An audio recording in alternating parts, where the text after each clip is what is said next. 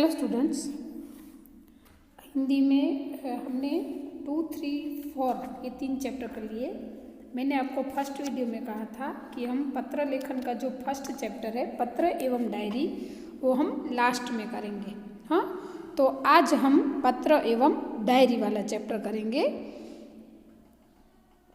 दूर बसे अपने संबंधियों, मित्रों, परिवारजनों तथा कभी कभी विभिन्न अधिकारियों को पत्र लिखने की आवश्यकता रहती है। पत्रों के द्वारा हम अपनी बात अत्यंत सुगमता से उन तक पहुंचा सकते हैं। यद्यपि आजकल दूरभाष यानी कि telephone, email, internet, mobile phone आदि द्वारा भी यह कार्य किया जाता है, फिर भी पत्रों का महत्व कम नहीं हुआ, क्योंकि पत्र के द्वारा विस्तार से अपनी बात व्यक्त की जा सकती है। पत्र के द्वारा विचारों के प्रेषित करना अन्य साधनों की अपेक्षा से सस्ता है। अधिकारियों तक अपनी बात पहुंचाने, शिकायत करने, आवेदन या प्रार्थना आदि के लिए केवल पत्रों का ही सहारा लिया जा सकता है, अन्य साधनों का नहीं। स्टूडेंट्स, हम पत्र लेखन करते हैं, लेकिन पत्र लेखन के अलग अलग प्रकार होते हैं। तो आज हम इस अलग अलग प्रकार के बारे में पढ़ेंगे। तो सबसे पहले निमंत्रण पत्र। तो पहला जो प्रकार है वो निमंत्रण पत्र। तो आपकी टेक्स्ट बुक में जो पत्र है वही आपको करने हैं, लेकिन मैं एक्सप्लेनेशन कर देती हूँ ताकि आपको समझ में आ जाए। और हाँ, जैसे आपकी टेक्स्ट बुक में लिखा है, मतलब देखो यहाँ पर एड्रेस लेफ्ट साइड पे लिखा है, तो आपको भी एड्रेस लेफ्ट साइड पे ही लिखना होता है, टेक्स्ट बुक को ही फॉलो करना है। फिर बीच का जो सेंट है, जो लिखावट है, वो आप अपने हिसाब से कर सकते हो, यानी कि ऑनवर्ड में लिख सकते हो, लेकिन जो आपका मेन जो सब्जेक्ट है वो छूटना नहीं चाहिए। जैसे कि ये देखो निमंत्रण पत्र है और यहाँ पे टॉपिक है जन्मदिन के अवसर पर उपस्थित रहने के लिए मित्र को निमंत्रण पत्र।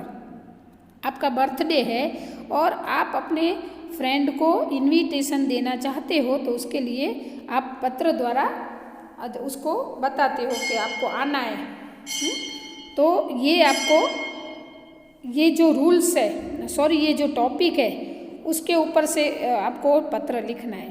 तो सबसे पहले आप क्या करोगे, लेफ्ट साइड में ऊपर सबसे पहले आपका एड्रेस लिखोगे, फिर प्रिय मित्र आपके फ्रेंड का नाम लिखोगे, सप्रेम स्मरण।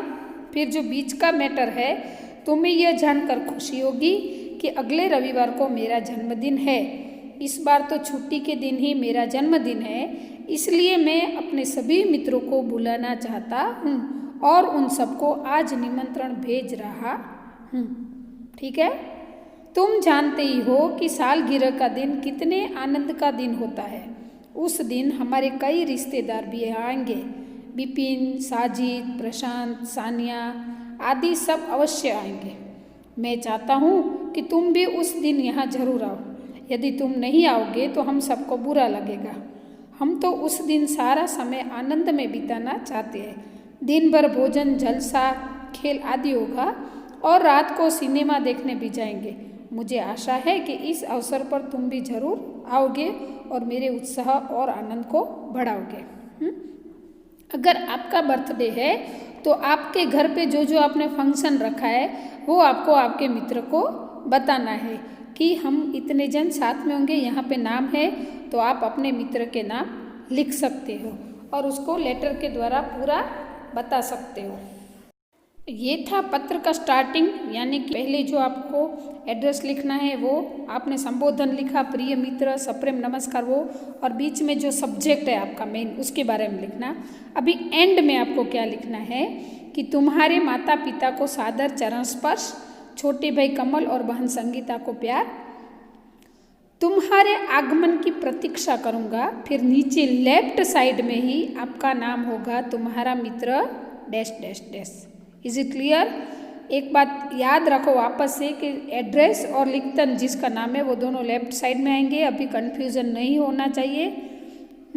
तो ये था निमंत्रण पत्र कि आप अपने फ्रेंड को कैसे निमंत्रण भेजोगे वो, और उसके माता पिता का, और नीचे अगर छोटे भाई बहन का आपको पता है कि किसी के भाई है, किसी की बहन है, तो वो आप नाम भी चेंज, उसका मतलब अपने हिसाब से ही लिखना है। सिर्फ इसका प्रकार और सिस्टम आपको बताई गई है कि ऐसे आपको पत्र लिखना है। अब सेकंड टॉपिक है बधाई पत्र, या जन्मदिन की बधाई का पत्र है। यहाँ पर अपना एड्रेस लिखना है, आपका खुद का, फिर अपने फ्रेंड का बर्थडे था और उसको आपको बर्थडे विश करना है, तो उसको बधाई पत्र कहते हैं। प्रिय मित्र साहिल, सप्रेम स्मरण, पहले तो ये सब में आता है। कल ही तुम्हारा पत्र मिला तो हम सब बहुत खुश हुए। हमें तुम्हारी सालगिरह का निमंत्रण भी मिला और ये जानकर विशेष प्रसन्नता हुई कि कल ही तुम्हारी सालगिरह है। इधर माँ कुछ दिनों से बीमार रहती है और पिताजी को तो कुछ 10 बजे ही दफ्तर जाना पड़ता है। स्टूडेंट, इसमें अभी आपकी अभी की परिस्थिति को ध्यान में रखते हुए आप पत्र लिख सकते हो कि अभी जो कोरोना की महामारी चल रही है उसमें हम तुम्हारे ये जो गवर्नमेंट सरकार का जो आदेश है उस हिसाब से हम सब इकट्ठा नहीं हो सकते, तो इस बार हम तुम्हारे जन्मदिन पर नहीं आ सकेंगे। ऐसा आपको अगर ऐड करना है तो आप कर सकते हो। दर्शना को भी सुबह स्कूल जाना पड़ता है और वह तो है छोटी, इसी कारण घर का बोझ मुझ पर ही है। अब तुम ही कहो ये सारा बोझ किसको सौंप कर तुमसे आ मिलूं। मेरे दिल में तो बहुत होता है कि इस शुभ अवसर पर उड़कर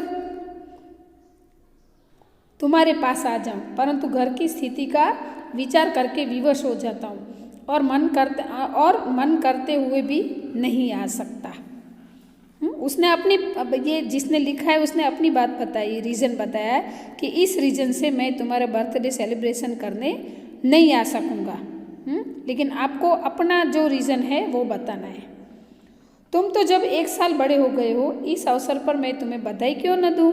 मैं तो चाहता हूँ कि बार बार तुम्हारी सालगिरह आया करे और हमें खुशियाँ मनाने का मौका मिले। इस मंगल अवसर पर उपस्थित न रह सकते हुए भी मेरे दिल में तुम्हारे लिए शुभकामना है। मैं चाहता हूँ कि ईश्वर तुम्हें चिरंजीव रखे और तुम्हारा नया वर्ष शुभदायु, चिरंजीव मतलब लंबी आयुष्य दे। तो ये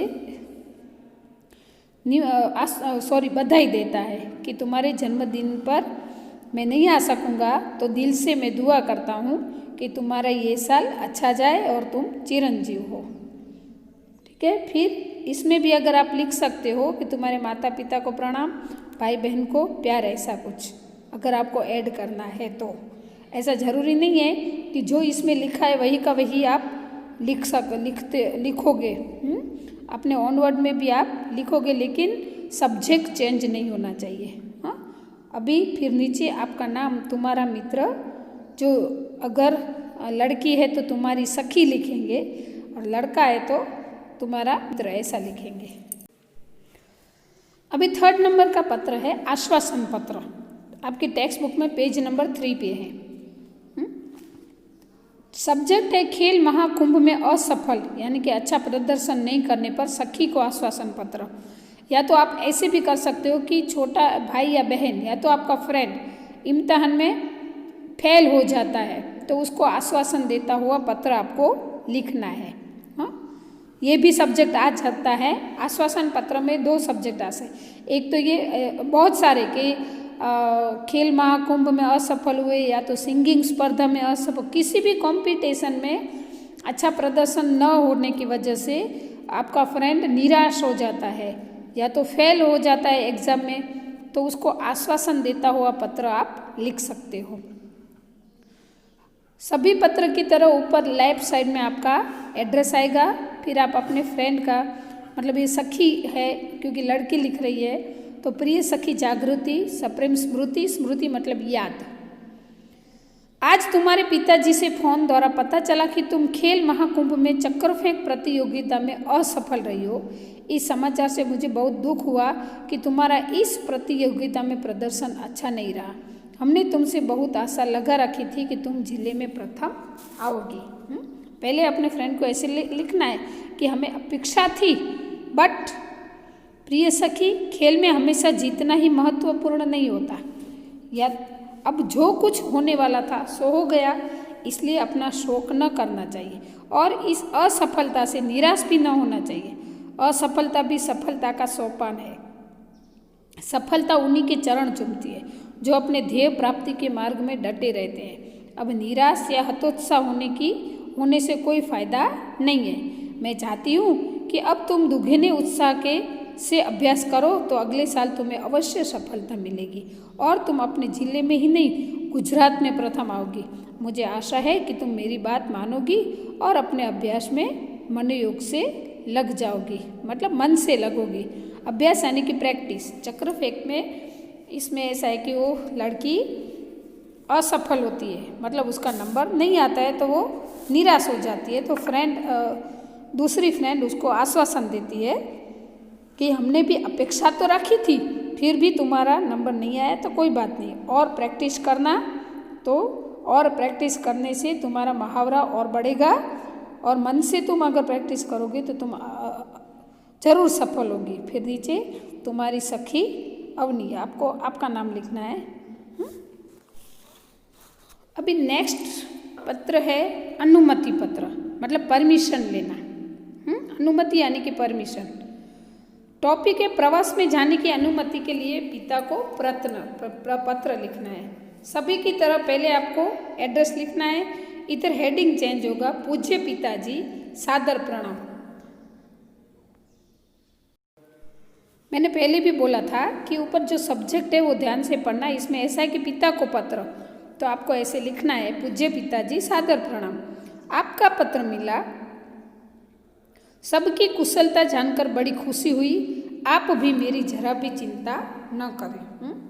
मतलब अगर कोई लड़के हॉस्टल में रहते हैं, कोई लड़कियां या लड़के या तो और किसी रिलेटिव्स के घर रहते हैं, तो कुछ भी है तो मम्मी पापा से परमिशन लेनी होती है। तो ऐसे पत्र लिखकर आप अपने मम्मी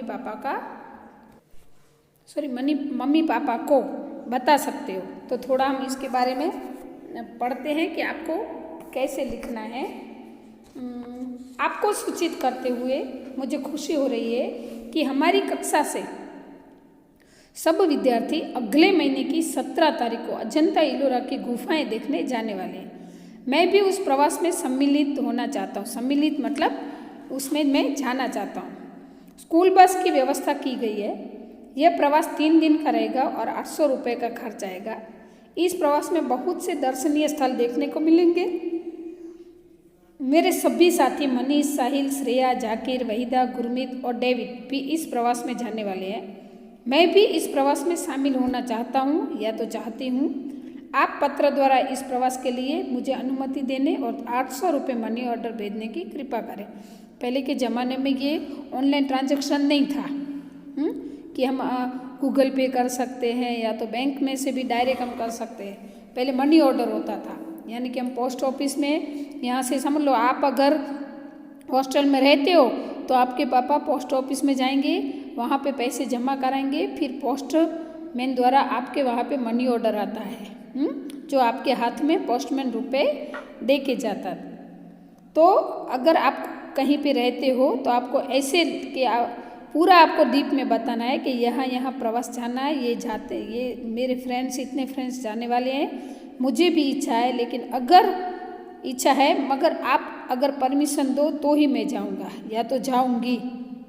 कहाँ कहाँ जाने वाले हैं वो भी लिखना होता है, कितना खर्च आता है वो भी लिखना होता है, कितने दिन लगेंगे वो भी इसमें लिखना होता है। फिर नीचे पूजनीय माता जी को सादर प्रणाम, सोनल को प्यार, आपका आज्ञाकारी पुत्र डैश डैश डैश XYZ आपका नाम लिखना है। Is it clear? तो ये टॉपिक यहाँ पे हम पूरा करेंगे। नेक्स्ट टॉपिक हम नेक्स्ट वीडियो में लेंगे। अस्तु।